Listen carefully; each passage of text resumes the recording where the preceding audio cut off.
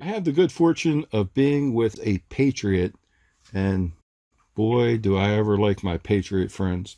KC has written a few books, and he's going to tell us about his new book and share a little bit of information about some of his other books as well. So, Casey, please introduce yourself to our Dundalk TV audience and share any information that you would like for them to know. Well, howdy, everybody. My name's Casey. I've written a couple books simply because there was interest generated about my life. I have a kind of a unique forte. I've spent almost 3 decades recovering kidnapped children and helping people with problems that they can't get satisfaction from conventional law enforcement. You don't want to put a lot of information out there. You're not sharing pictures. You've already told me that we're not going to do that. But a little bit of background, how you got into this and writing the books. Well, I keep my background pretty private just because the reason that me and my team are successful in what we do is because we've never looked for notoriety. We've never went and looking and seeking fame. The reason I'm starting to come out and talk about this now is because I've helped a lot of people over the years, and I am starting to age, and I'm hitting that point in my life where I want to do more. I want to do more than I've already done. And so I had a meeting with my team and put it to a vote, and they agreed that it was okay if I did this. So my whole goal, hopefully, is to get more boots on the ground. There are so many children out there that are lost and kidnapped, and so many elderly people that are beaten and robbed, and women that are raped, and so much of this stuff goes completely unnoticed, swept under the rug, or the people are made out, instead of being the victims, to being the people it was their fault. And it's unacceptable to me. Why should a child suffer, and the person that put the pain on them be walking around in 6 months to a year? I don't understand these things.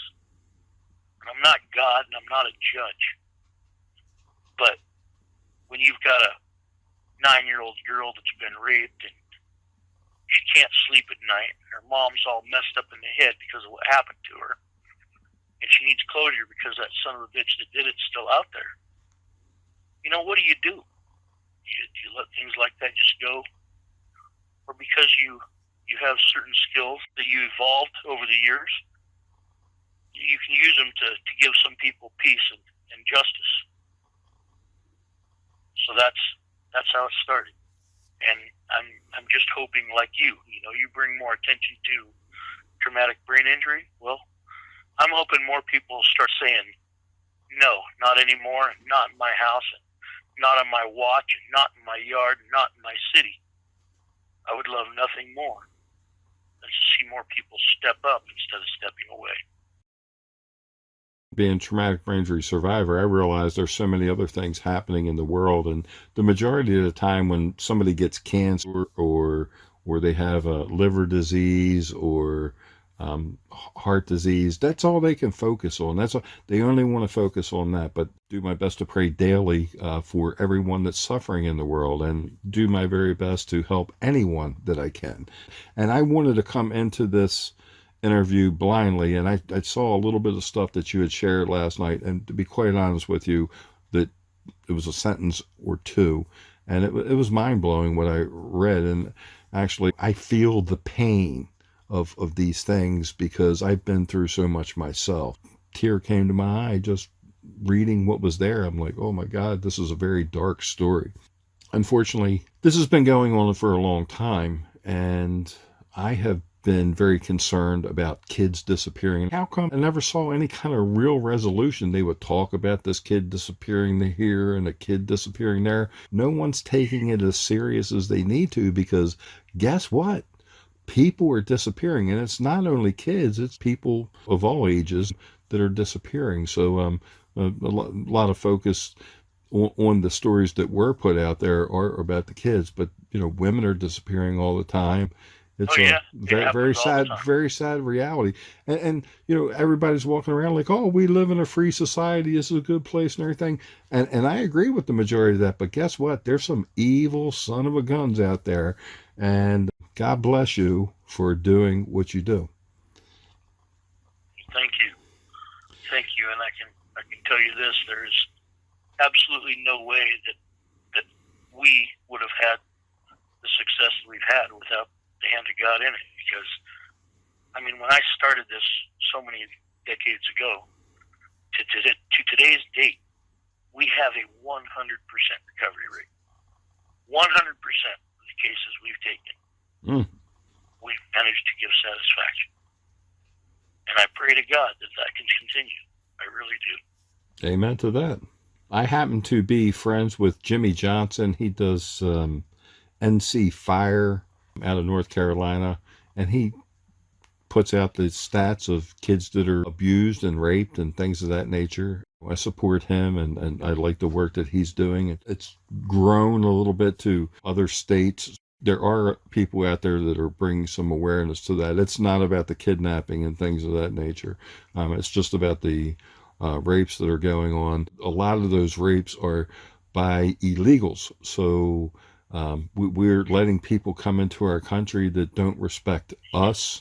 They don't respect our laws, and they just have a different way of looking at things. You probably have a better knowledge of that than I do. They definitely don't respect our laws. They're coming right into our country. The unfortunate part is the people in power aren't doing what they are supposed to do to keep things in check, and these people are actually killing people as well. Sometimes it's DWI. Sometimes it's other things as well. So I'm not going to get into politics with you, but I can tell you this: it's not just illegals. There's good illegals and bad illegals. Yes, I agree with that. It is. Yes. And before somebody wants to start critiquing me about me using the word illegal, I'm a first-generation American. My grandfather earned his citizenship fighting in World War II. My father came over from another country. So if anybody wants to critique me, I'm a definite what everybody calls minority now. So I'm not a minority. I'm an American. It's that simple. But I've also served in the military, so I've earned my freedom of speech right. Yes. So before people want to critique me for what I'm saying, you better step back and think about it, because you know what? I've got all the cards. I've got every single one, and I've earned them, and my family's earned them. But I'm an American. I'm not an African American. I'm not a Native American. I'm not a Chinese American. I'm an American. Period. That's it. I'm all for legal immigration. The work that we do, like I said, I'm not going to get into politics. Okay, that's fine. The whole thing is that when me and my team take a case, we don't ask what the political affiliation is of the people, or what color they are, or what heritage they are. All we care about is making sure that justice is done. The more people that start thinking that way, the better off our country is going to be. His statistics are showing us 300-400 people being raped, and it might be 33 people that are doing all this stuff, things of that nature. There's a lot of stuff that goes on in the U.S., buddy. It's not just illegals, I'm telling you. My point to that is those situations shouldn't be going on. I'm all for legal immigration. We've absorbed probably 23, possibly 23 million people. If we would have had people coming in the legal aspect, and I know you don't want to get into politics, but I'm just going to say this real quick and we'll move on from there. As a matter of fact, right after this, the piece that you have, I would like for you to read from your newest book. We could have actually increased the amount of people coming into our country legally. Please tell us about your newest book. Give us a title and a little bit of information, and then please read the part of the book that means the most to you. Okay. Well, the newest book is called The Marine's Wife. I'm not going to tell you too much about it, but it's a pretty dark and very graphic story. It's also the longest manhunt that I'd ever been on, and to this day I've been contracted to it. It took me almost 5 months across 2 countries to track this man down. And by the time I found him, I was wore out. These horrific things happened, and it was a a man that was a Marine, retired, and his wife, who was just a little tiny thing, were the ones that ended up contracting me, and they were the grandparents of the children that were injured. And so I titled the book "The Marine's Wife" because you would think that in that situation, that big strong Marine that was 6'4" with steel gray hair and icy blue eyes, and still had ropes for muscles when he was in his 60s, would have took charge. But no, it was this little 5'2" woman that was cried out and pissed off. So that's the reason for the book title. I'll read you a short segment from that. It's not my favorite part, but it'll give you an idea. And the part that I'm going to read, just so you understand, the girl that I'm going to talk about, her name's Lauren. She was a victim that I had recovered at one time. And her and her mother were the ones that initially had referred me to these people, because we work referral only. We don't advertise. So you have to know somebody that knows somebody. So here it is. Lauren, her hand atop mine, tells me she shared her own tragic story with Samantha not long after it had happened. They cried together about it, and Samantha had kept Lauren's secret all these years. After Samantha told Lauren what had happened to her two nieces and their little friend, she looked Lauren in the eye and said, "I wish I knew the man who brought you home safe after you'd been taken. I wish I could ask him to help us." Well, that's a short part from the beginning of the story. Yes.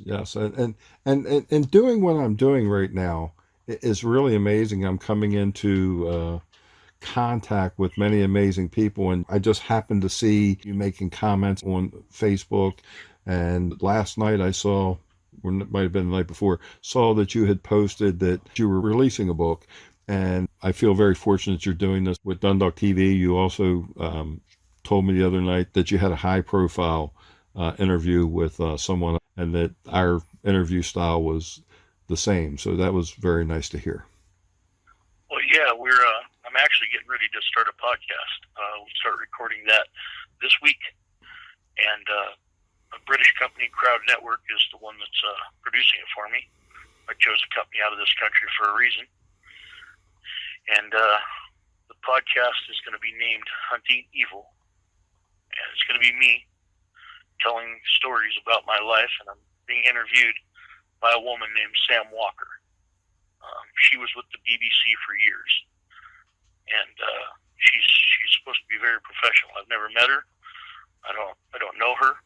She's never met me, and that's one of the reasons that I chose her, because she's a woman and she's got children, and I figured she'll be able to ask me the hard questions that people want to know about, but at the same time she will understand what it's like to be a mom and have your children taken from you.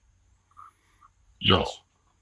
that podcast will be kicking off sometime July or August. I do believe we're shooting for a July release date.